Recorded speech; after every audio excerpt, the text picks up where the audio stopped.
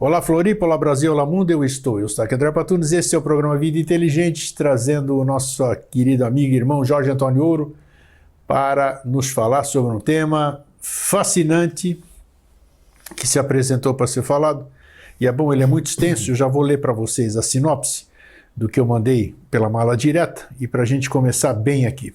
Antes de mais nada, como é que você está, Jorge? Tudo bom? 100%. 100%, assim que é bom. Vocês estão percebendo aqui, né?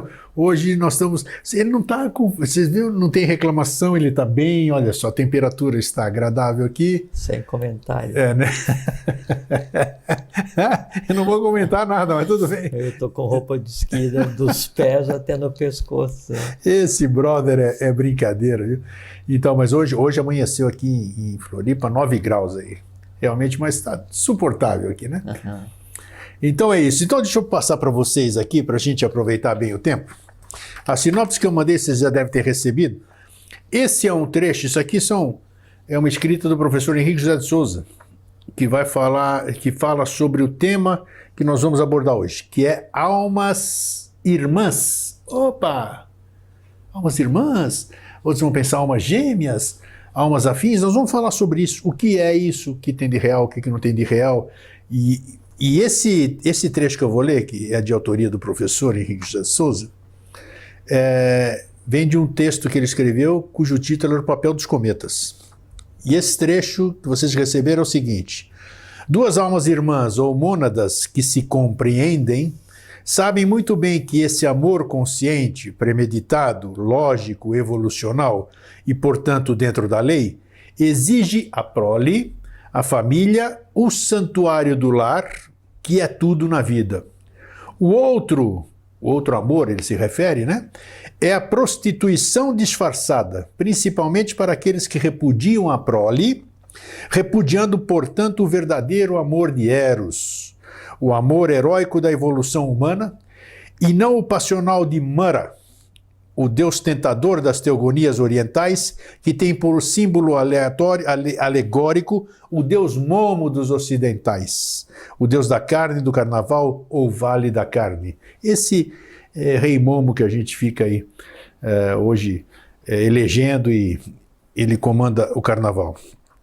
Quem não tem filhos, que adote-os de outrem, e será aos olhos da lei, aos olhos de Deus, o verdadeiro pai desses entes queridos. É o karma deste ou daquele casal, que concorre para a esterilidade.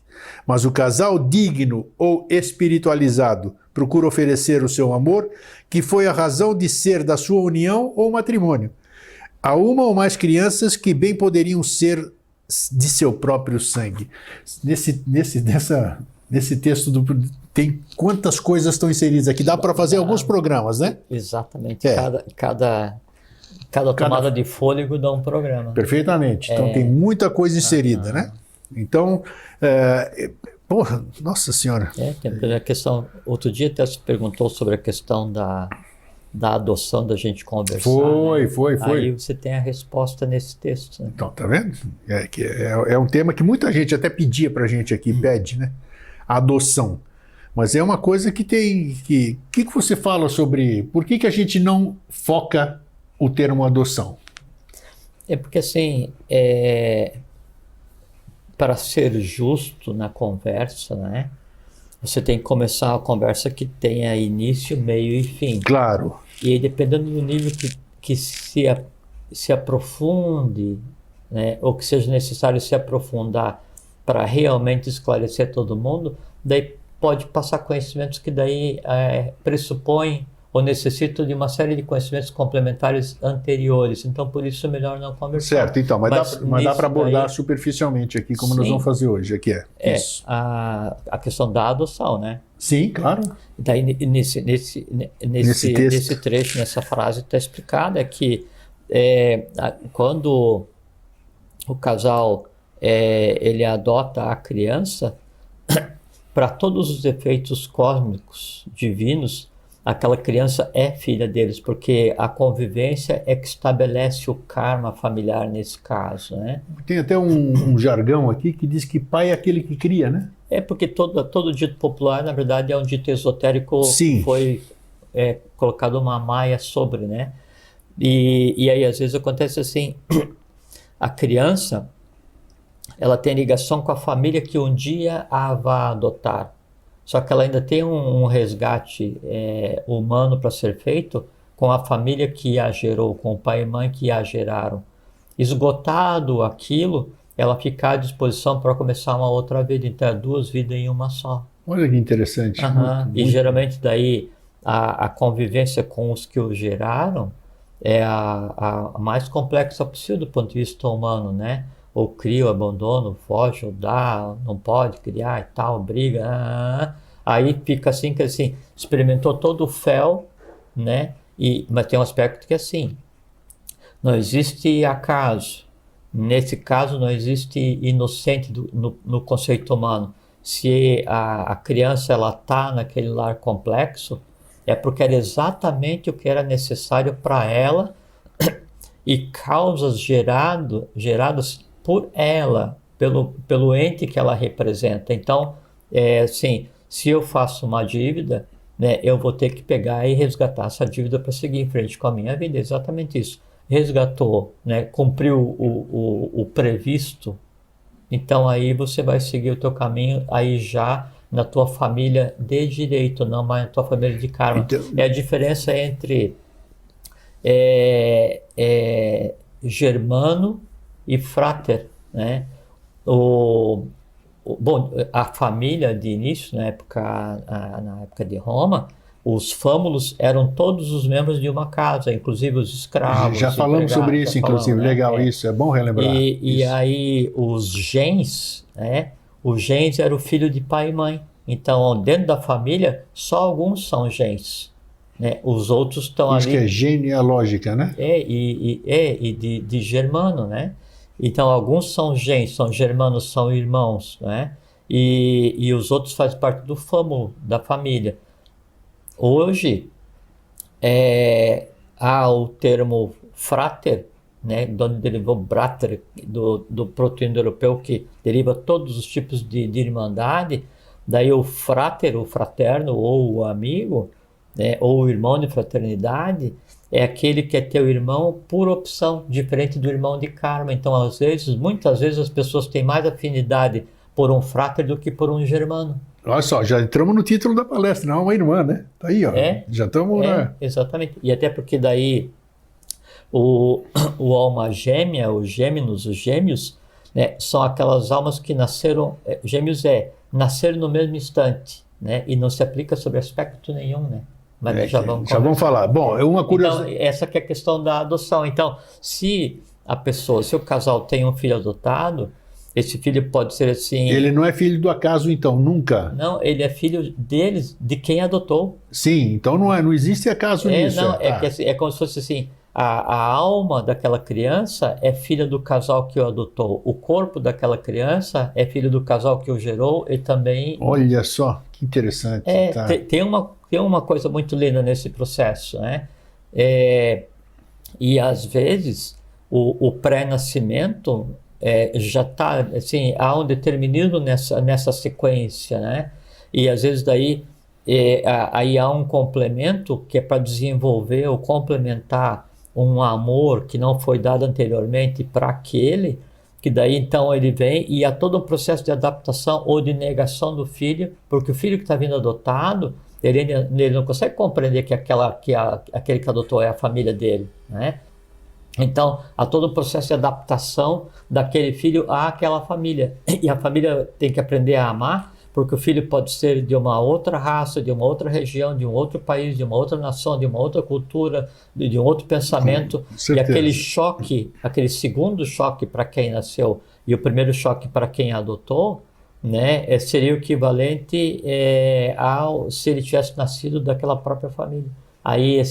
E é por assim, você chega numa escola de iniciação, você é um adotado, porque aqui há uma família composta. Você nasceu de outra família humana, karmicamente, você vai penar, vai para lá, para cá. Chega na hora em que você está pronto para ser adotado, para encontrar não mais teus germanos, teus irmãos de karma, mas teus fratres, teus irmãos de lei, né? Aí você vem para essa família espiritual e ali você tem todos os embates naturais. Olha que bacana, é bem isso mesmo, hein? É. Interessante. Não, mas é isso mesmo. Agora, eu tenho uma curiosidade, eu tenho uma curiosidade nessa questão da adoção, que é o seguinte, vamos supor, é um tema que a gente não aborda aqui também e nem vai abordar. O aborto, vamos supor, aconteceu um aborto espontâneo por problema de gestação. Assim, esta criança que foi perdida dessa forma, ela pode vir por meio de adoção depois? É como você disse, esse é um assunto que nós não vamos abordar. Então tá. Beleza, respondido. Tá aí, ó. Então tá respondido. Então vamos seguir. Bom, se fala muito de... Só um complemento, às vezes acontece assim, por assim, a mulher tem uma filha e aí a irmã dessa pessoa é que na prática é quem cuida da filha. Sim, tem muito disso. Então, quem cria não é uma a adoção, tia, a avó. Não é uma adoção legal, Sim. né, do ponto de vista social, institucional, né? Mas é exatamente como se fosse uma adoção, porque como você falou antes, pai e mãe é quem cria. é quem molda, né? É isso aí. É interessante, olha só. Tem muita gente. Viu como assunto, nossa, vai render muito. Não, e aí, às vezes, o amor que quem cuida ou quem adota tem pela criança é tão ou mais profundo do que se tivesse sido a mãe biológica, e a recíproca verdadeira. Às vezes a criança se envolve pela mãe adotiva ou por quem a cria, um amor mais profundo e consciente do que aquele que ela teve ou poderia ter com a mãe biológica. Coisas de karma, né? Que é uma coisa muito linda, né? Legal. Então essas coisas que a gente não pode falar aqui, onde se pode obter essas respostas? Então, assim, não existe nada que não possa ser falado. Sim. A questão são os pré-requisitos para que você Perfeito, pré-requisitos. É porque, às vezes, um conhecimento é colocado de maneira desconexa em tempo e local, ao invés de ajudar, ele prejudica. Concordo. Porque a pessoa daí ela chega e quer interpretar o filme por 1 minuto do trailer. Não sabe, né, o que acontece. E aí ela pega aquele 1 minuto e ela vai incorrer em erros ou interpretações erradas. A responsabilidade é minha e tua que demos esse alimento. Perfeito, assina embaixo, tá certo. Por isso que daí então há esse cuidado, né? E até porque assim, o conhecimento iniciático, ele funciona como um catalisador, né?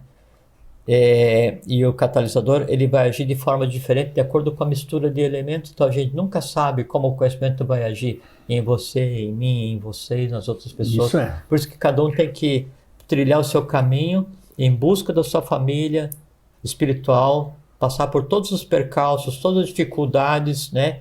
Até que você realmente se torne uno com aquela família e passe a compreender o pai e mãe, para ser então digno, não do amor deles, porque o amor deles você recebeu no dia que você entrou na família, né? Mas para você ser digno de compreender a profundidade daquilo que estão te dando, que no nosso caso da escola de iniciação é conhecimento. Muito bom. Alma irmã, o que é alma irmã?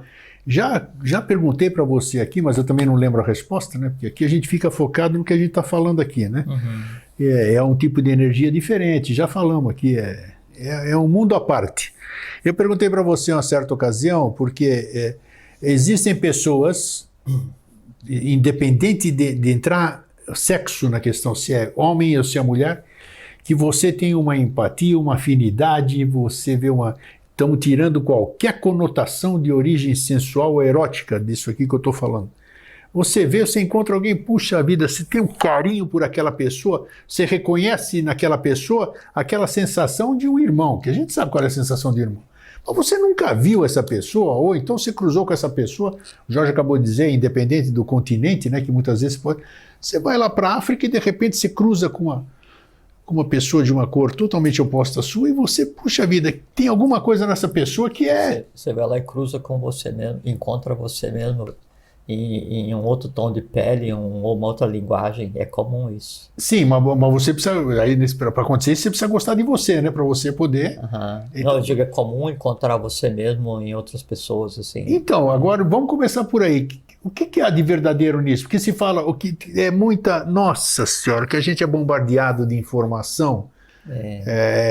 Alma irmã, alma afim, alma gêmea, alma isso, alma aquilo. Você sabe que esse assunto assim, foi muito bom você ter escolhido, porque é um grande libertador. Se a gente tiver isso nessa conversa de hoje, se diminui muito o sofrimento de muitas pessoas, porque talvez um dos maiores enganos, uma das maiores fraudes que se propaga no Ocidente seja essa questão de almas gêmeas do ponto de vista de amor passional, né?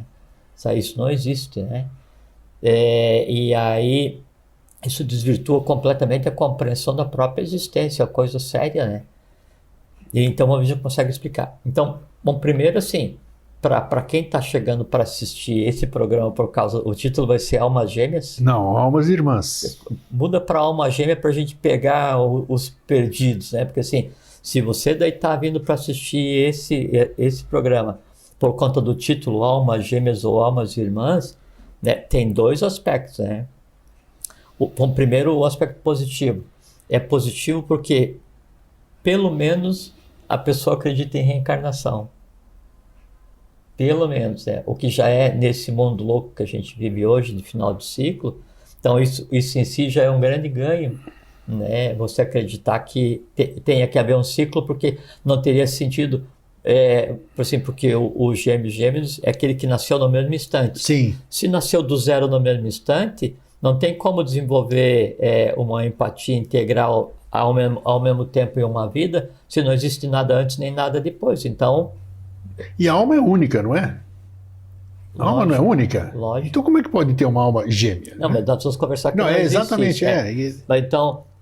para você estar acreditando em alma gêmea, então pressupõe-se que você tem que acreditar na reencarnação, que não, você é minha alma gêmea e depois nós vamos nascer de novo e vamos ser eternamente namorados, essa coisa. Então, de bom é que você acredita em reencarnação, né?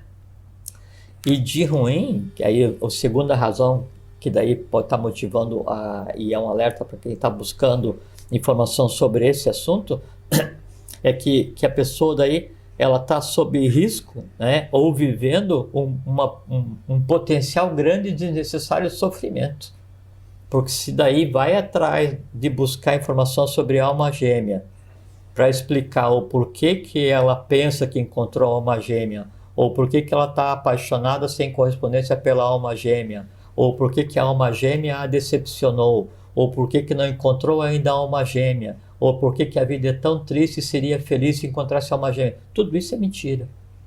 Tudo isso é mentira. Então, há o grande risco... E você vai deixar um monte de gente bravo, isso é incrível, porque você falou que tudo isso é uma mentira. Mentira. Sabe?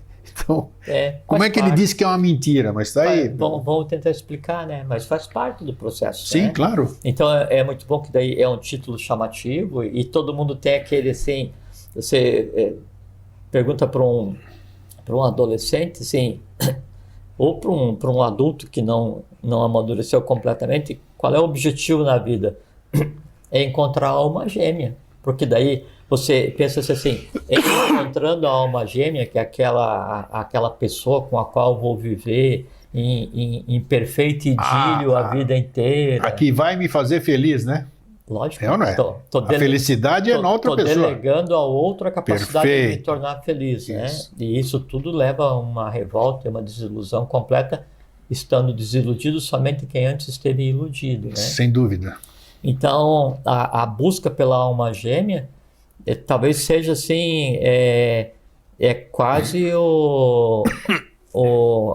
aquele que lutava contra os moinhos, né? Que o nome do personagem do Cervantes que lutava contra os moinhos de vento. Não sei, não lembro. Don Quixote. Don Quixote, sim. É tão inútil quanto atacar um moinho com uma lança, assim. Não vai se quebrar, vai cair, vai se decepcionar, vai subir no cavalo, vai atacar de novo, tudo. Só que o que você está vendo, na verdade, não existe, não é um dragão, é só um moinho. né? Então a questão da alma gêmea, ela tende a trazer só desilusões. Tá aí, ó. Até engasguei, você viu? É porque tá frio, tá vendo? Que, tá... que frio nada, é que eu engoli errado. Vamos lá. Então, mas, puxa, é muito interessante isso aqui, da questão da... Tem um texto do Mário Rosso de Luna. Opa! Será que eu existi anteriormente ou alguma coisa assim? Acho que são 2 ou 3 páginas e foi publicado em Dharana. Dharana é o órgão oficial de divulgação da Sociedade Brasileira de Eubiose. Tá. Daí eu vou preparar esse texto, né, e te mando. Mano, Mas eu mando. Nessa vida? Não, nessa. Tá bom. Depois o público fica me cobrando e aqui o seu Jorge não me mandou. Mas tá bom, você vai mandar, tá bom. Vida, então tá, nessa vida. Então daí eu vou te mandar... Dá para ver o vermelho dele aqui? Sim, não, deu um calor. Eu vou te mandar em formato PDF, com brasão, tudo direitinho. Daí você pode compartilhar com quem queira, né? Beleza, no tá grupo, bom. Tá? Tá bom. Então fica aqui o Mas compromisso. você não pode dizer a frase? Não é uma frase, é um texto inteiro onde ele explica essa questão. Ah, tá, um texto inteiro. Pensei que era 3 linhas, eu entendi que era 3 linhas, não. Páginas. Ah, tá bom, desculpa. E é um texto assim... pouquíssimo conhecido do Rosso de Luna, né?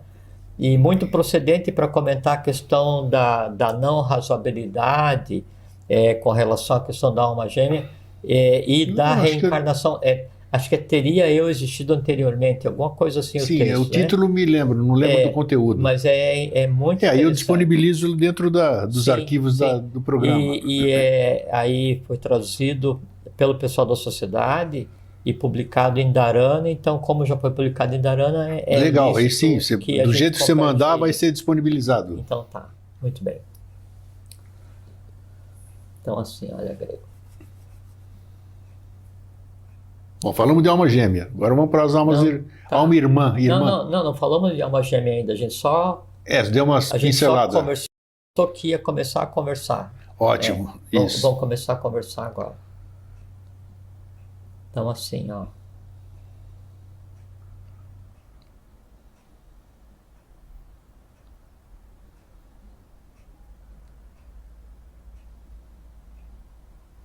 Para a gente conversar sobre a alma gêmea, alma gêmea ou alma irmã? Tanto faz. Tá. A gente começa a conversar como se fosse igual, mas não são. Porque eu estou respeitando as palavras do professor. Sim. O professor escreveu alma irmã. Só que para compreender o alma irmã, a gente tem que compreender o que seja alma gêmea e aproveitar para desconstruir a ideia de alma gêmea. E em estando desconstruída a ideia de alma gêmea, resta o conceito de alma irmã, que é onde a gente quer chegar. Perfeito. O que une e que tornaria possível o conceito de alma gêmea e o que une e torna possível o conceito de alma irmã é o que a gente conceitou como o amor. Então vamos falar sobre a questão do que seja o amor em todas as suas variantes para compreender como que isso acontece ou não acontece.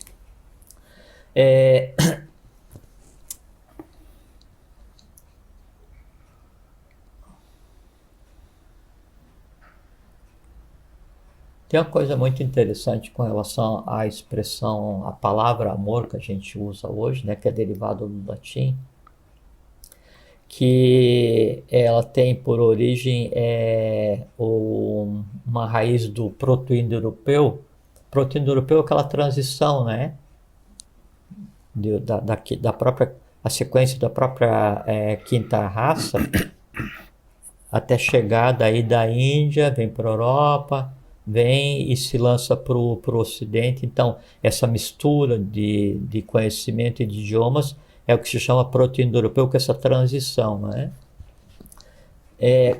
Então, a raiz em proto-indo-europeu de amor é ama, A-M-M-A. E ama era o nome com o qual o filho chamava a mãe. Isso na tradição védica, né?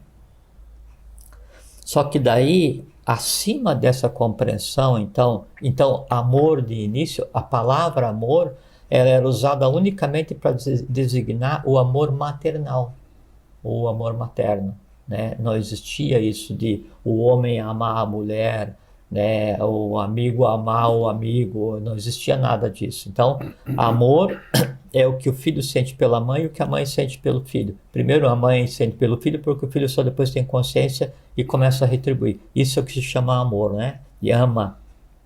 Só que daí tem uma questão esotérica profundíssima com relação a isso, porque não é a mãe humana, a mãe carnal com relação ao filho que ela gerou, que são unidos pelo amor, mas aí é a mãe universal, é a própria organização cósmica, né, através do amor universal, é que então tem uma relação de amor com o seu filho gerado, e o seu filho gerado é o próprio universo. E aí então o amor que a mãe sente pelo filho, o ama, né, é o mantenedor da própria existência da matéria. Uma expressão do ama ou do amor seria o aum ou o on, que é o som que mantém a matéria organizada. Esse é o amor supremo manifesto na matéria cósmica. Tá? Esse é o ama. Existem vários tipos de amor do ponto de vista humano, né? A gente deixando de lado esse amor cósmico que é o ama, né? Então, o amor maternal ou paternal, né? E aí o filial mesmo, né? Então, entre mãe e filho humano, né? Ou pai e filho humano.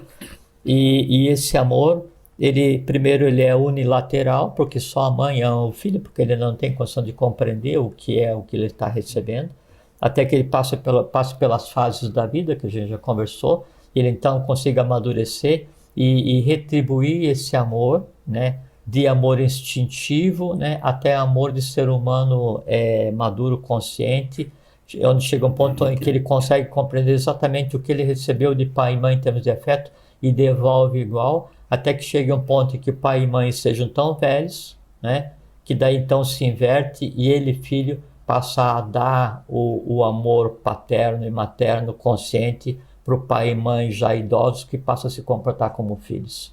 É um ciclo, né? Sim. De descida e subida da matéria.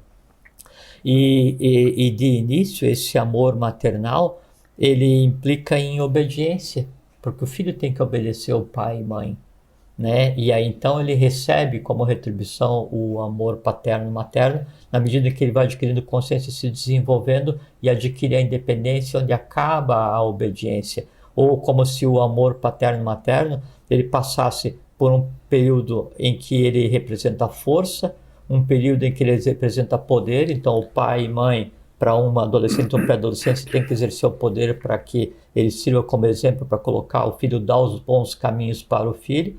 Chega um momento em que daí esse poder do amor materno-paterno se transforma em autoridade, onde o filho, por vontade própria, reconhece no pai e mãe uma autoridade sobre ele, uma autoridade moral sobre ele, e autoridade moral é igual a respeito.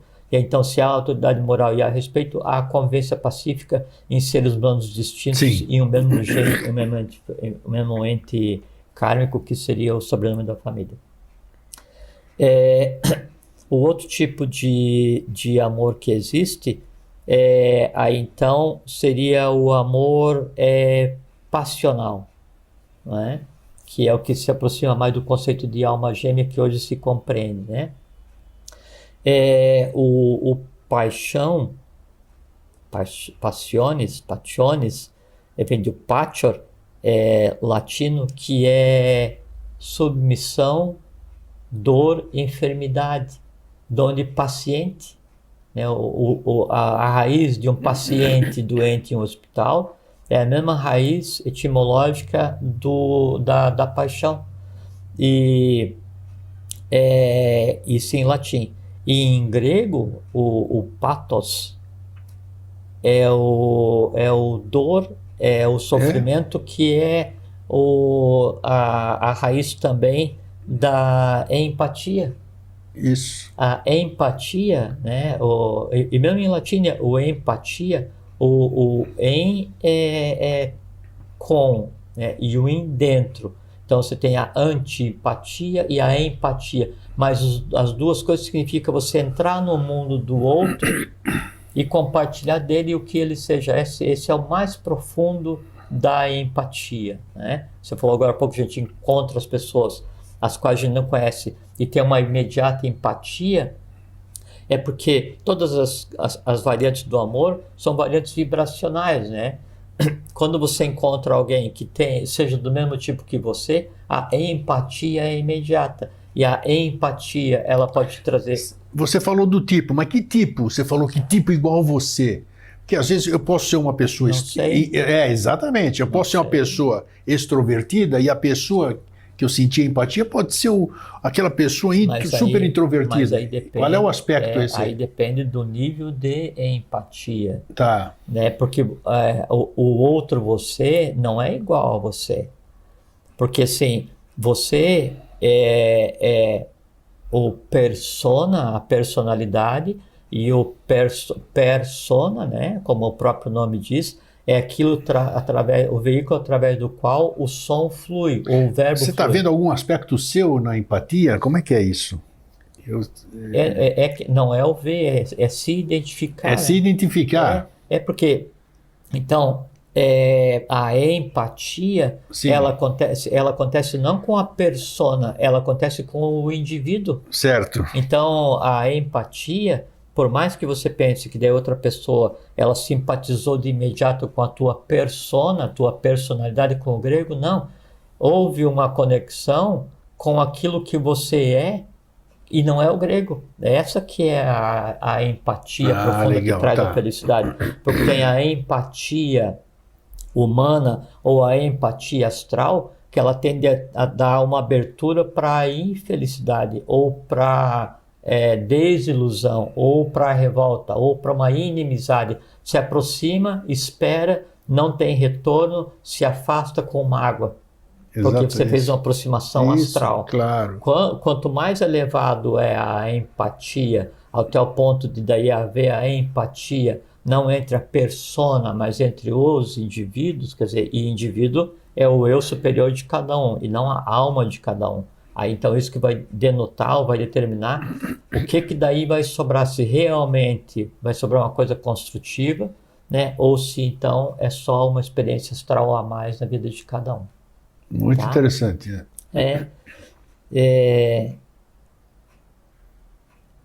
Então, o paixão, ele significa dor, sofrimento, né? E aí, então, a raiz de paixão é a raiz de paciente, é a raiz de empatia. Então, a empatia, ela pode ser algo que gere felicidade ou que gere tanta dor quanto uma enfermidade, né?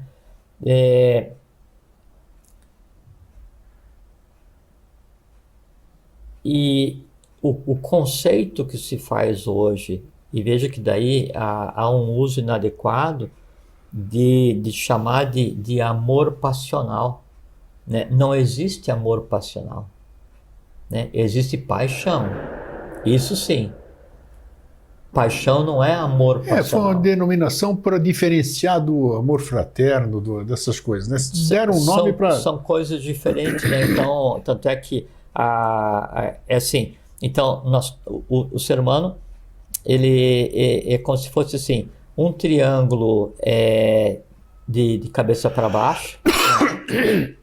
Formado por coxa, joelho e solo dos pés, onde tem as forças infernais, as quais nós temos que controlar. Um quadrado, que é o quadrado humano, que seria o quê? Tudo aquilo que existe entre o básico e o coração, que é aqui onde o humano tende a se resolver. E um triângulo superior, que daí seria a parte divina em cada um, né?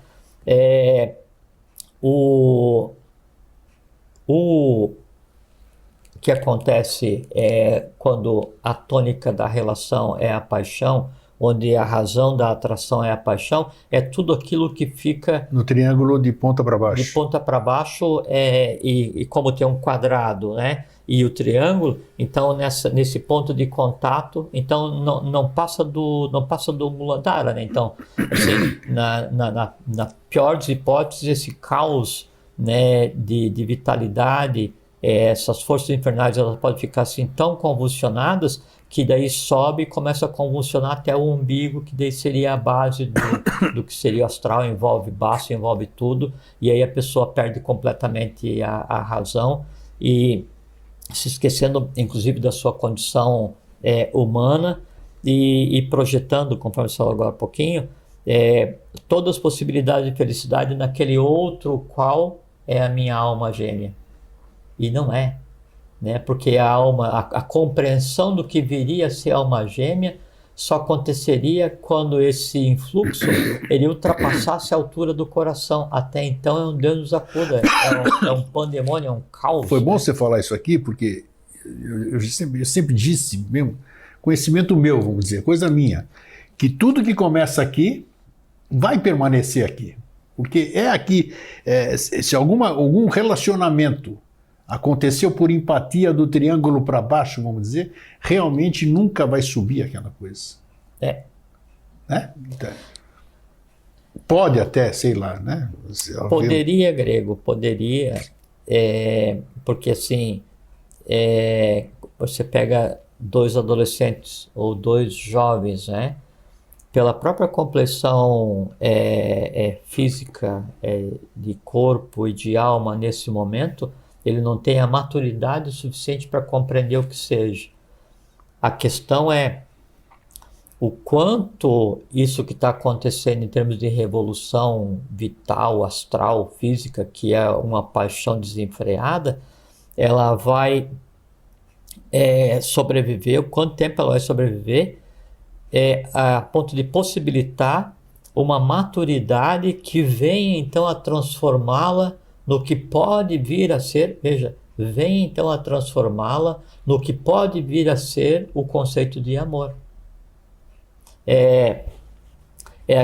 A questão do mito, que não é mito, né, de Eros e Psique. Sim, Eros e Psique. Já vamos conversar sobre isso. Né? Assim, eu recomendaria que todos lessem, porque ali a busca, o caminho entre a alma e o eu superior. Eros é o eu superior, por isso que ele tem asas, né? Então ele fica sempre acima do Akasha, né? E a psique é a alma humana. Isso é um tratado de psicologia, né? Eros e Psique, não, né? De esoterismo. Esoterismo, sim. De esoterismo. Tanto é que no final, depois, então, e aí Psique é colocada por Afrodite, que é a mãe de Eros, né? Para fazer aquelas 4 provas para ver se ela passa. Nessas provas ela sempre é ajudada pela divindade, né? E aí quando então aí Eros vai a Zeus para que Psique seja aceita, ela, a alma, ela se submete, isso está no mito, assim, qualquer lugar da internet se encontra exatamente assim, né? E ela se submete a uma assembleia celestial. Olha só. E aí então ela, Psique, que é a alma humana, né? Ela é aceita como divindade e aí então, e somente então, ela pode viver junto com Eros. O amor verdadeiro, não o amor passional. Nesse caso, a alma irmã. Alma irmã. Então vamos ler todo mundo, quem não leu, Eros e Psique. É muito interessante, né? É um mito que começa como exotérico. Se prestar atenção na escrita, ele se transforma em mesotérico.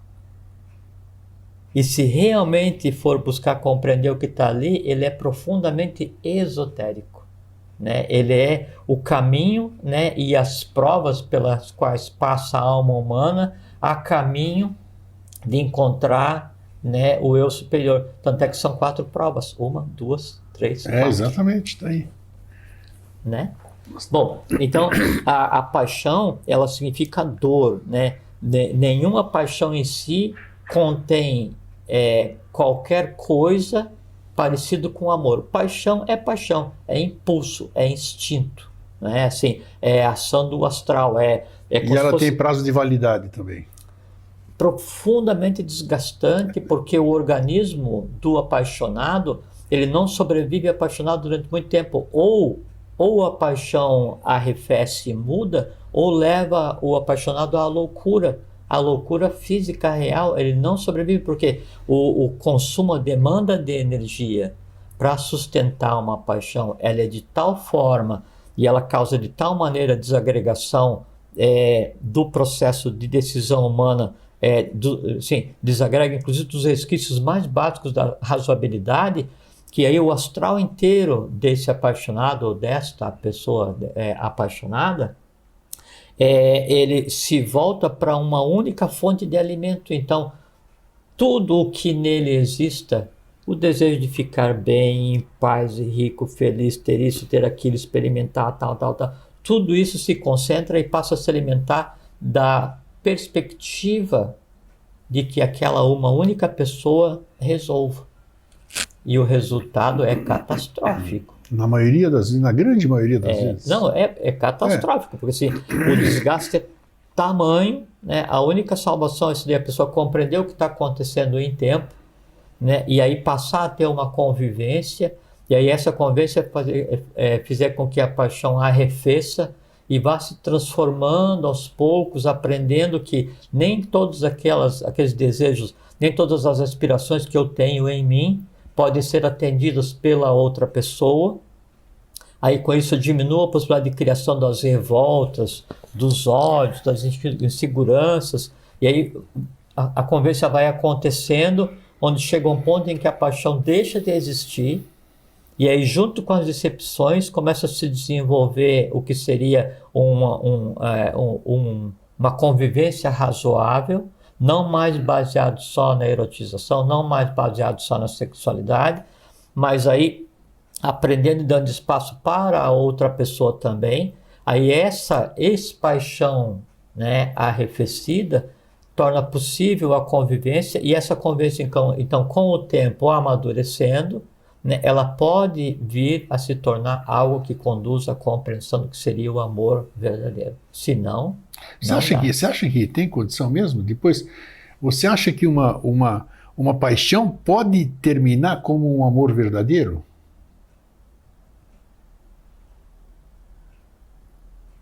Você disse que é factível, acabou de dizer que... Do ponto de vista, no limite do amor humano... Isso, seria factível, né? Mas... É factível, sabe por quê? Porque o limite do amor humano é o amor fraterno. Isso é. Esse é o limite do amor humano. Então, você pode dar paixão à razoabilidade, da razoabilidade ao respeito... Tudo questão de consciência, do né? respeito ao amor fraterno. Então, você passar a amar aquele que foi objeto da tua paixão, àquela pessoa que foi objeto da tua paixão, você a ama como a um irmão fraterno, não a um germano, porque foi uma escolha tua, né? Aí, ainda assim, é amor humano. Sabe por quê? Já vou conversar. Vou falar outro tipo de amor. Tá. Né? Então, a gente falou sobre a paixão. Assim, e sabe por que daí a paixão ela não consegue levar ao que seria o amor mesmo? É porque...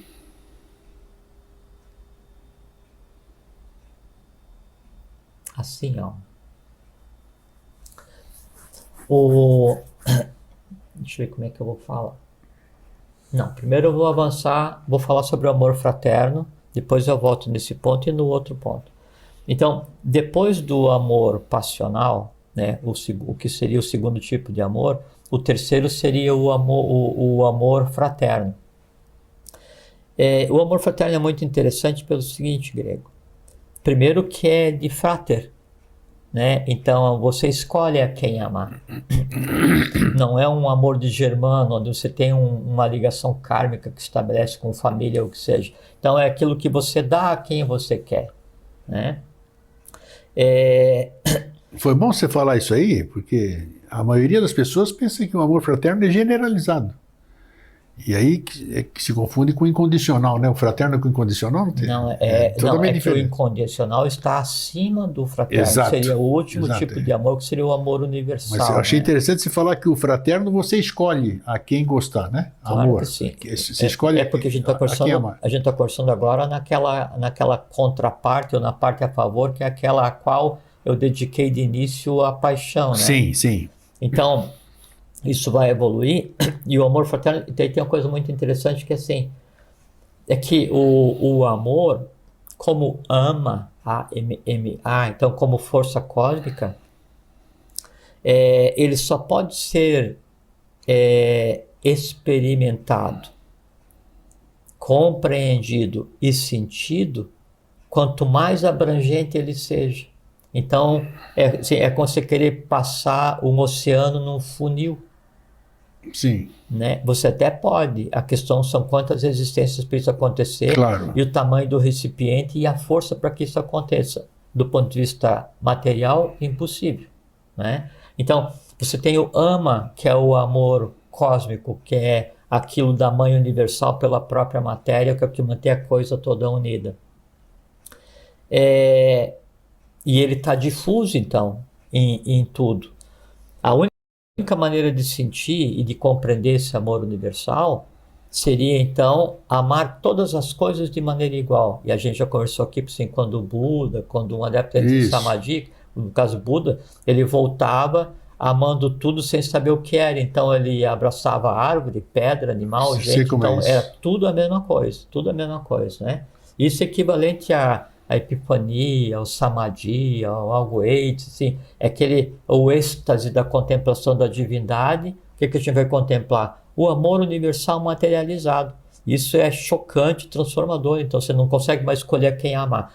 O amor fraterno de início, você vai dedicar, né, a quem? Então você está com aquela contraparte, que é aquela pessoa que você escolheu, que o karma colocou para você, ou o karma te colocou na vida da pessoa, que a gente sempre tem que examinar do ponto de vista do outro, né? Não, é o karma, né, meu, né, que me colocou aquela pessoa. Não, a gente fala muito às isso. vezes é o do outro que pode ter te colocado, porque cada um tem a pessoa que precisa. Isso. Né? Não existe isso. Ainda usei sua frase hoje ainda. Para um amigo aí. Porque a vida é um aprendizado. Então, o amor universal é isso. Quanto mais, e veja assim, se você ama universalmente a todos, vou colocar assim se você ama fraternalmente a vários, então você não consegue ter ciúme da humanidade inteira, nem odiar a humanidade inteira, nem querer possuir a humanidade inteira, nem querer ter a humanidade inteira, nem querer controlar a humanidade inteira, nem querer se aborrecer com a humanidade inteira, é impossível. Né? Então, quanto mais expandido o nosso sentimento, mais ele vai se aproximar do que seria o amor fraterno de maneira generalizada.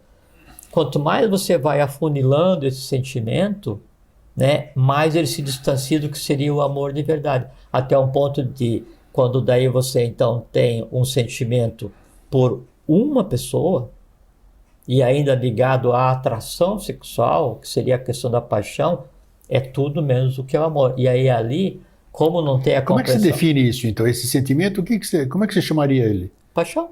Paixão. É paixão. A atração... Tudo que não é amor é paixão.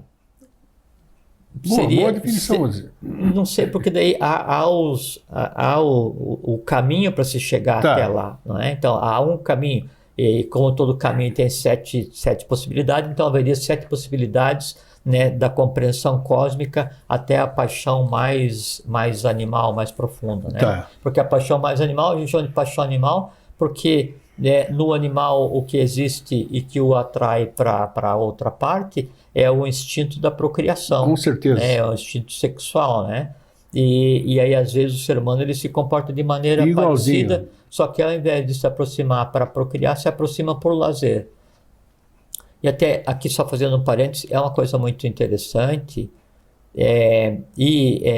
o sexo, ele é só a polaridade universal, né? Então, ele existe, a gente já conversou... Na frase do professor lá está a prostituição, né? Não, mas aí ele fala, né? E tem que ter prestar muita atenção quando a gente lê o professor, que daí isso aí é um contexto, isso é uma carta...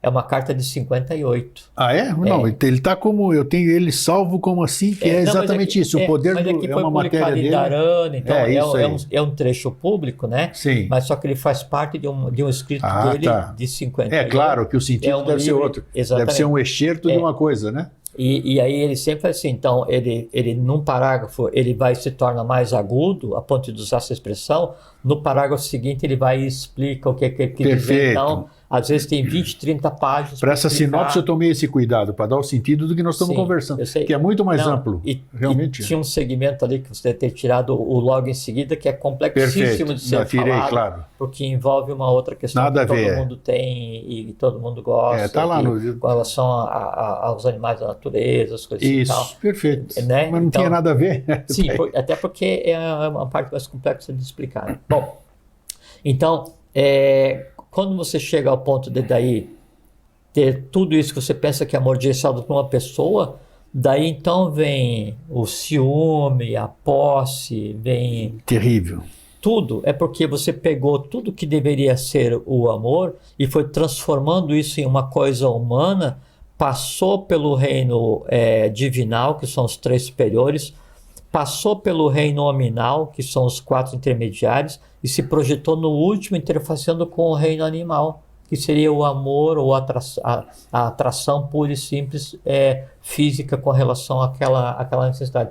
E a questão da sexualidade, ela é uma força cósmica, é a polaridade. Então, tanto é que o homem e mulher de hoje só passaram a existir com a divisão do prana na 3ª raça-mãe, na raça emburiana. Antes não existia, né? E até por isso veio um mito da questão da alma gêmea, porque antes existia o masculino e feminino junto, isso, o feminino e masculino... Pode ser, que a origem tenha sido aí. O outro também, né? E depois se separou, né? Ficou o masculino, o feminino, e aí sempre um buscando a contraparte, né? Que é um mito, que não é dessa forma, né? Que acontece. Mas então, quanto mais você tende a pegar os tipos de amor e aí concentrar em um único indivíduo, né, numa única alma, né, aí então isso se transforma em uma coisa destruidora. E vê que daí ela vem do ama, a MMA, que seria a expressão do amor universal, Sim. né, e vai até o pachonis, que é a dor, toda a dor possível que você vai experimentar por estar... E tem outra coisa interessante também, é que paixão é um ato passivo. Você se submete àquele pelo qual você está apaixonado. Sem dúvida. Né? E isso, etimologicamente, a própria substância, a própria essência da palavra diz isso. Então, são caminhos, como se fosse assim, do céu ao inferno. Né? O amor fraterno, então, você pode dirigir ele a uma pessoa, que é aquela pessoa que convive com você, assim, e que começou como uma paixão física, foi evoluindo, foi arrefecendo, virou convivência, né? Virou fraternidade, virou um respeito, virou um amor fraterno. Isso é um caminhar. Esse amor fraterno, na medida que você experiencia e você trata o outro já não mais como o teu parceiro, mas como o teu irmão, né? Então te dá uma compreensão que permite você avançar mais na compreensão do que seja o amor, e aí então sim, rumando para o amor fraterno generalizado, não mais a um, né? Mas a todos. E esse é o caminho para a compreensão e vivência do que seria o último tipo de amor possível, que daí então experienciar o amor universal enquanto ser humano. Aí sim. Aí vem a pergunta, isso que une essas duas coisas, ele é perene, ele é eterno? Não, porque a paixão, ela tem os dias contados. Tem, sempre. E mesmo que a pessoa conseguisse ver apaixonada do início do evento até o dia da sua morte, né, ainda assim cessa a alimentação da paixão e a paixão cessa com a morte. Não tem como você levar uma paixão profunda com você para o túmulo ou para o que vier depois, porque ela não vai ter condição de ser vivificada, né? E não tem como você esperar, e essa é a base de uma das interpretações que seria, de uma das interpretações erradas que seria a alma gêmea, é de esperar, assim, não, eu sou tão apaixonado por essa mulher, ou essa mulher é tão apaixonada pelo homem, ou o parceiro é tão apaixonado pela parceira, ou vice-versa, ou o que seja, né, que aí na próxima existência, né, você vai voltar como minha esposa, como minha companheira, meu companheiro, não sei o que, namorado, então se imagina, né, e isso é um grave erro, que aquela coisa humana densa que não consegue sequer chegar no reino da razoabilidade vai ultrapassar todos os planos cósmicos e adquirir a perenidade a ponto de daí eu vir todas as existências futuras apaixonado fisicamente por aquela mesma pessoa, o que é de uma inconsistência, de uma imprudência, e de um egoísmo, diria também, né? Puxa. Ímpar. E egoísmo é a última palavra que eu usar. De um egoísmo, porque aí aquilo que lhe é dado como capacidade para destinar a tudo e a todos, você entrega e dedica a um e se submete, delegando ao outro a capacidade de atender todas as suas demandas em vida, a tal ponto que você só imagina o conceito de felicidade com aquela pessoa. É verdade. Você já ouviu a expressão colóquio amoroso, né? Sim. Então, o colóquio é conversa, né? Sim. Você sabe que a única possibilidade de colóquio amoroso, né, é entre almas irmãs, né? Tem até um livro, né, com esse nome, né? Tem até um livro com esse nome. Então, assim, quando há o mesmo nível de consciência isso, agora superior, almas irmãs aí, ó. Quando há o mesmo nível de consciência, aí sim, mas só vou encerrar então o alma gêmea e vamos começar. Sim, claro. Então, esse conceito de alma gêmea passional, esquece, é impossível, inexiste, né? É muito lindo para incentivar a compra de presente do Dia dos Namorados. Sim, para ir para as pessoas ficarem se iludindo, as né? loucuras que cada um faz, as insanidades que cada um pratica. Então, assim, não, eu tinha a minha alma gêmea e ela me deixou por outro, então por isso eu tenho o direito de ser revoltado, odiar a humanidade. Então, às vezes, esse artifício, essa falácia da alma gêmea é usado para justificar o azedume que a pessoa vai levar a vida inteira, o ódio que ela vai propagar a vida inteira, a revolta que ela vai se permitir sentir a vida inteira, porque aquele que ela achava, ou aquela que ela achava que era a sua fonte da felicidade, faliu, acabou, não existe mais. Então é como criar um argumento para um processo autofágico, onde a pessoa então vai passar a vida inteira desiludida, porque a alma gêmea dela, que foi o primeiro amor, não deu certo porque a pessoa escolheu outro, tal. É uma mentira, é viver em uma mentira gigantesca, porque não existe o conceito de alma gêmea. Não tem como, mesmo que esse amor passional, essa paixão, né? Ela persistisse, essa atração física persistisse, ela acaba quando baixa a tampa da cova, do caixão, né? O dali para frente, se a pessoa encerrou a sua vida profundamente apaixonada, tanto de bem quanto desiludida por uma paixão, e aí vai se haver no seu próprio mundo, esse resto de paixão denso vai praticamente impedir que ela continue a caminhada por séculos, até que ela resolva essa miséria toda, esse pandemônio criado, e aí a paixão que não arrefeceu em vida, arrefeça em morte. É complexo, né? É complexo e atrapalha muito a evolução. Atrapalha muito. Alma gêmea, então, Zé Fini. passional, esquece. Alma irmã. O primeiro conceito de alma irmã é aquela assim, então, e sempre há a possibilidade, a gente está falando em alma, não chegamos em mônada, alma irmã. Sim. Então, a alma irmã é aquela em que há a possibilidade de existir. Há a possibilidade que você tenha mais 6 almas irmãs. Ah, é? Sim, por quê? Porque a alma irmã seria o teu tuco, seria você mais 6 ligado a 1. Essa é a tua alma irmã, né? Por quê? Mas aí por ela, você não nutre uma atração física, uma paixão profunda, né? Uma atração... É diferente. Não. Você pode nutrir por essa alma irmã respeito, amizade, empatia, admiração, totalmente diferente. Qualquer sentimento que não seja encapsulado né, dentro de uma calça e de uma blusa que a outra pessoa está vestindo. Entende? Toda vez que você conseguir encapsular todo o teu mais profundo sentimento do universo em um nome ou em uma identidade, tira o nome mais profundo e do universo, porque não existe sentimento, sim. Meu sentimento de paixão profunda por aquela pessoa existiu. Plausível. Meu sentimento de compreensão profunda, não sei o que e tal, cósmica, por aquela pessoa que era minha alma gêmea, não sei o que e tal, existiu. Não existiu profundo, nem cósmico, nem um sentimento elevado, nem alma gêmea. Você está enganando a você mesmo para justificar ou erros ou decepções. Cada um faz o que quer. Ou que a gente já falou muito, né? Os desejos, né? Essa coisa. Todos os desejos, né? É como se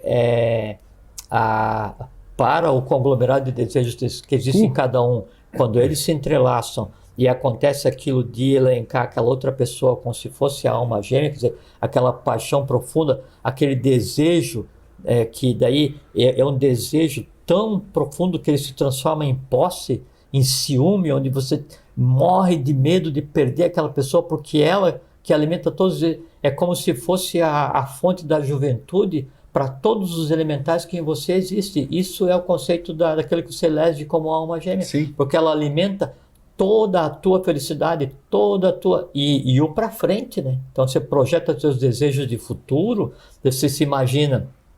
Hoje tem 16 anos, daí está profundamente apaixonado e enlouquecido por aquela menina que estuda junto contigo. E você imagina assim, nossa, eu vou estar com 100 anos e ainda vou estar andando de mãos dadas com ela e a gente ainda profundamente apaixonado. Mentira! Porque se você tiver a felicidade de conseguir fazer com que aquilo se transforme em algo que dê uma convivência harmônica por 100 anos, com certeza em 100 anos não é paixão. Ah, sem dúvida. Né? Lógico. Claro, claro, aí é fraternidade, Isso. aí é amor fraterno. Transformou-se. E se você consegue desenvolver o amor fraterno por uma pessoa, você então aprende a desenvolver aí o verdadeiro por todos e rumo porque seria o ama, que aí sim você... E o que você sente com relação à humanidade? Eu amo. Aí você pode dizer, tá no teu direito. Bom, essa questão do amor passional, o amor nós fraterno... estávamos já na alma irmã.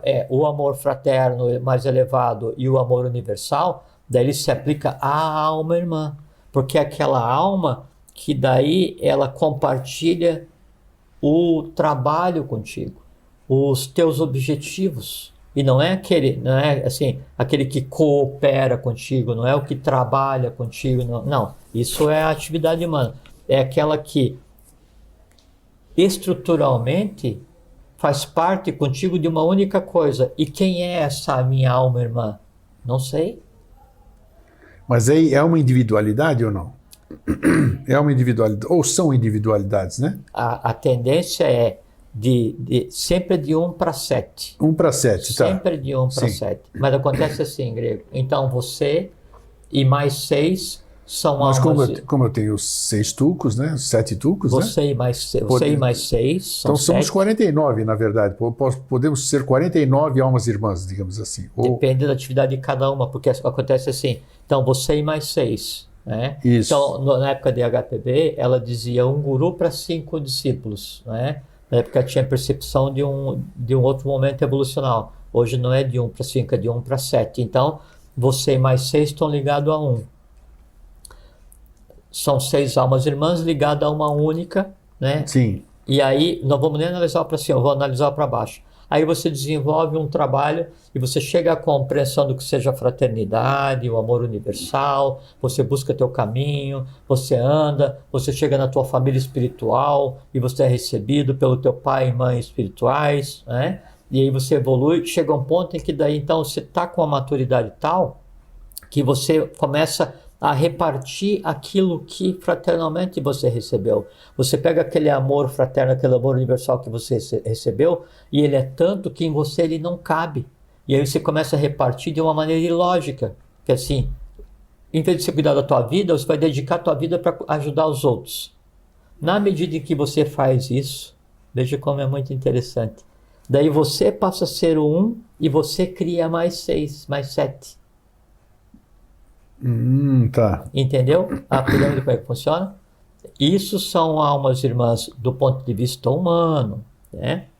Aí são aqueles os quais estão ligados a você. E aí um desses que estava esse 7 ligado a você, ele faz a mesma coisa e aquilo que você plantou nele, o espécie, né? O semine, né? Que aí a esperança vai residir na semente, a esperança da colheita na semente. Daí aquilo que você plantou nele também frutifica. E ele consegue compreender o que seja amor universal. E o amor universal, o verdadeiro amor universal, quando compreendido, ele em si não cabe mais de contente. Acho que até tem uma música que usa essa expressão. Quando então essa experiência acontece, é como no caso do Buda. Então a coisa vem de tal forma, né, e sim, se exteriorizando, explodindo nele, que ele tem que demonstrar amor, abraçar árvore, pedra, animais, gente, tudo, porque não cabe aquele negócio, né? E aí então você repartiu isso. Essa semente colocada em outro vai florescer, né? E lembra do espécie, né? Que a espécie expandir, aquilo vai se expandir, e aí ele passa a ser um donde emanam 7, e ele passa a ser um, e aí o para cima é a mesma coisa. Chega um ponto, então, que desde o ser humano mais inconsciente até a raiz do ama, que é o amor universal, é uma pirâmide só. Esse que é o caminho do amor. Há o caso, né, e aí para finalizar, as possibilidades do que seria então alma irmã, mas daí não do ponto de vista de trabalho humano. Aquilo, então, quando sabe que existem os manus, né? Sim. Manu é aquele que vem da tônica de uma raça, que acontece periodicamente, né? Então, às vezes o manu, ele faz o seguinte, ele tem que criar a prole, a gênese dos seres que virão, do porvir. Daí, então, o manu, ele deixa determinados procedimentos para fazer a união das duas existências, das duas criaturas, daí não mais a nível de alma, né? Mas a nível de unidade. De unidade. Aí seria a questão da mônada. Da mônada. Opa, aí já então esse é o máximo que a gente vai conversar sobre esse assunto. Mas então, cabe ao Manu fazer isso. Há possibilidades, há meios de se fazer isso. Ele outorga esse poder, essa capacidade, né, para que isso seja feito. E é uma coisa absolutamente séria que implica, então, a união, né, de duas vertentes evolucionais enquanto existia matéria. E não quer dizer assim, eu estou unido com aquela outra pessoa. Então a gente vai nascer sempre, né, junto como marido e mulher, mulher e marido. Não, claro que não. É como, por exemplo, você e tuas almas irmãs, se você é considerado aí de 1 para 7. Você está aqui, o outro está lá na Etiópia, o outro está lá no Afeganistão, o outro está na Grécia ainda, tem outro que está ali no teu mesmo bairro que você, né? Não interessa, não tem nada a ver, não é assim, não é do sexo oposto, não é da mesma raça, pode ser, pode não ser, não se sabe, a gente nunca sabe quem é. Entende? Então, isso é o que mais se aproximaria do conceito de alma irmã. Irmã de trabalho, irmã de obra. Isso aí, ó. A alma frater, né? Por isso se fala fraterno, irmão. Quando você fala fraterno, irmão, você está dizendo alma irmã.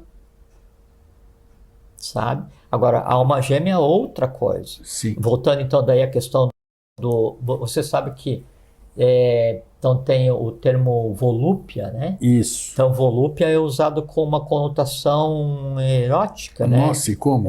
Assim, da mulher ou do homem, da mulher voluptuosa, então sempre ligado à questão da sexualidade. Só que isso em si é uma degradação, né? Como uma parte das coisas em termos de conhecimento, porque a voluptas, a inicial, ela era o símbolo da castidade, era a mais pura representação da castidade, da pureza e do amor. Caramba, e se transformou nisso. E se transformou, né, nessa abordagem que se dá hoje, a mesma coisa que você falou ali da questão de Mara, que representa o Rimomo, perfeitamente que é o carnaval. Exato, Então, é por conta do humano não compreender o divino, né? E aí vai dando uma roupagem cada vez mais densa, o humano saca as verdades do divino e joga nos mundos infernais elementais, né? E aí a partir dali se trabalha em um pandemônio, né? O que é o que a gente vive hoje. A gente vive em um mundo em que coexiste o pandemônio humano e o céu divino. Só que esse mundo coexiste tanto no todo quanto no âmago de cada um. Individual, Com relação ao colóquio amoroso, então, no humano, o único colóquio amoroso possível, né? E aí é a outra abordagem para a alma irmã, é que você tem a alma humana e você tem a alma espiritual. A alma humana é a tua persona, é o grego. A tua alma espiritual é quem você é, que eu não sei quem você é. Então, o colóquio amoroso final, do ponto de vista de matéria, do ponto de vista de ciclo evolucional, é o colóquio entre a alma e o eu superior. É quando Eros, então, finalmente consegue se unir à psique, mas daí psique já não é mais humana, porque ela, enquanto alma humana, Perfeito. se apresentou perante uma Assembleia Celestial, por decorrência, ela adquire o status de celeste, e como Eros contemplava e convivia com a alma humana, ele também já não é mais o que ele era. Então ele é um divino humanizado, ela é uma humana divinizada. Quando a alma humana, isso vale para você, vale para mim, vale para todos vocês, para cada um de nós. Quando a alma humana, e aí a alma é a persona, né? Ela adquire esse estado de consciência, esse estado em que daí ela consegue contemplar a outra parte de si mesmo, ela enquanto psique contempla Eros, que é a divindade ou superior, e como Eros ele fica além do Akasha, significa que daí, isso é uma coisa muito interessante, a alma humana, então, ela adquiriu imortalidade. Aí a alma não é mais perene. Aí o grego já não morre mais, a persona grego, né? E passa a ser um irmão daquele o qual te originou, que antes era o eu superior, originou você como alma, você agora passa a ser perene e passa a ser um com ele. Opa! E aí você passa a ter a separação para 7, para 49, e assim se projetando na matéria, e aumenta a tua responsabilidade, porque você agora passa a cuidar daqueles os quais existem ainda no mundo o qual você existia. Então existe trabalho para sempre, né? No mínimo. Então, 2 dicas. Que vocês leiam Eros e Psique, está disponível na internet. Sim, sim. E nós já fizemos um programa aqui sobre mônada. Seria interessante vocês assistirem. Está lá nos arquivos, tudo. Pelo menos vai ter uma noção e quem sabe um dia a gente possa abordar mais profundamente sobre isso. A ideia é a gente aborda os assuntos que você traz e aí você, por intuição, na minha opinião, né, por intuição, você tem criado assuntos em uma, como se fosse uma escada de Jacó. É interessante, Muito interessante, né? E então a gente pode um dia conversar, não é? Sobre o assunto, ou melhor, né? Ou melhor, que cada um de vocês procurem a sua família espiritual para serem adotados, para reencontrar o seu pai e mãe cósmicos. Olha e só. daí lá, ao invés de ouvirem através de mim ou através do grego, vocês ouçam daí já a partir da própria Direto fonte, da fonte. não mais de mim. Porque o que eu faço, grego, como discípulo? Né? Você como discípulo. Eu vou na fonte, encho o meu cantil e sigo o meu caminho, né? Aí encontro um aqui, um ali e tal, eu reparto um pouquinho, né? O que eu tenho, eu dou toda a minha água, não importa, e sigo. Mas eu só estou carregando um pouquinho, né? A fonte inesgotável continua lá sem porteira, não tem muro, aberto. Acessível, que nem o mundo das ideias. Exatamente. Por isso falar, a ideia é o verbo que toma carne através da pena. Perfeitamente. Né? E é por isso que diz assim, no momento em que se chegar a essa compreensão, né, aí o professor diz, não mais admito que se diga eu tive uma ideia. Por quê? Porque no futuro a ideia será permanente no homem. Só que como é que a ideia pode ser permanente se a ideia ela existe no plano acima do que seria a mente abstrata, né? É muito simples, é só o homem se fundir consigo mesmo, né? Ele contemplar a sua alma irmã verdadeira, que é a alma humana contemplando o eu superior, e aí então nada mais há para ser aprendido. Engraçado, estou rindo aqui porque ainda hoje eu disse para alguém que eu tive uma ideia. Eu falei, não tive ideia nenhuma. A ideia, Aí eu corrigi na hora, sabe? Porque você tem... Aí não, estava tudo aí. Uma expressão para, ao invés de dizer eu tive uma ideia, a gente podia dizer... Acessei uma ideia. Não, aí ela ainda está em outro lugar. Sei lá. Talvez parir uma ideia, ou tem que ser alguma coisa assim, porque daí porque se eu dizer assim, eu acessei ou eu tive, é de um outro lugar. Você tem que usar um verbo que diga que você criou. Mas eu não criei, está tudo aí, já está criado. Mas quando você diz que você criou, você se coloca no lugar de. A ideia não, você não tem que trazer alguma coisa, é você estar no lugar e falar do lugar onde está a coisa. Mas para fazer isso precisa ter consciência. Só se faz com... Eu não posso falar uma coisa que eu não tenha consciência dessa coisa. Eu sei, forma. Mas é que é um caminho, né? Claro tem que ir devagar. Claro. Você não falou que tudo que se apresenta é falado. A partir do momento que você fala, ele já aconteceu. Então, agora, isso que você trouxe agora, que é uma ideia nova, né? Vamos dizer, um novo ponto de vista. Então, já deu uma consciência. Ponto de vista é uma expressão muito interessante, né? Porque ponto de vista é de onde você olha a coisa. E aí a compreensão da coisa só vem quando você, ao olhar... Já falou, você fala, frente a frente, olho no mesmo olho, nível, mesmo nível, exatamente. Olho no olho. Aí sim, aí você é a coisa em si, aí não tem mais do que isso. Legal, foi muito bom, acho que nossa, conseguimos, né? O objetivo foi alcançado, porque fica, quando se apresenta aqui... É que há nuances desse assunto, que daí é como tudo, né? Sim, talvez um dia a gente converse, mas não adianta querer... porque o alimento o conhecimento é como um alimento, né? Não adianta comer demais. Exatamente. Sem nenhum você morre na ignorância, né? Com excesso você morre congestionado. Isso. E se você se alimentar e ele não for digerido, ele não for fazer parte da tua alma, não vai adiantar nada. Use a vida de outra maneira, não perca tempo. É isso aí. Jorge, mais uma vez, obrigado. Obrigado a você pela oportunidade, obrigado. Isso aí. Para vocês, um fraterno abraço e um feliz sempre. Fiquem bem, fiquem em paz, tenham uma boa vida.